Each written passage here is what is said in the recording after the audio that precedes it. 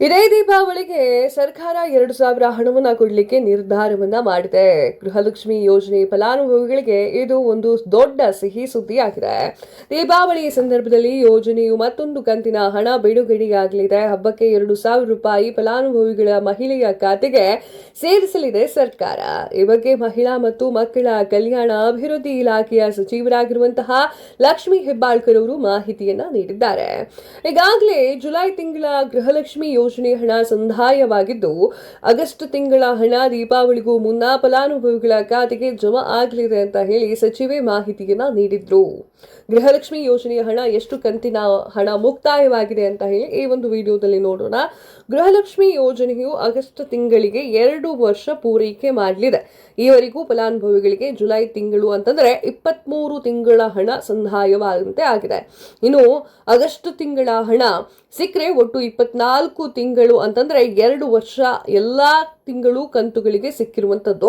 ಒಬ್ಬ ಫಲಾನುಭವಿಗಳಿಗೆ ಈವರೆಗೆ 46,000 ಹಣ ಸಿಕ್ಕಂತಾಗಿದೆ. ಗೃಹಲಕ್ಷ್ಮಿ ಯೋಜನೆ ಆಗಸ್ಟ್ ಸೆಪ್ಟೆಂಬರ್ ಕಂತುಗಳ ಹಣ ಬಾಕಿ ಇದೆ. ಅಕ್ಟೋಬರ್ ಅಂತ್ಯದ ಒಳಗೆ ಸೆಪ್ಟೆಂಬರ್ ಕಂತಿನ ಹಣವನ್ನ ಬಿಡುಗಡೆ ಮಾಡಬೇಕು ಅಂತ ಹೇಳಿ ಚರ್ಚೆಗಳು ನಡೆಯಿತು.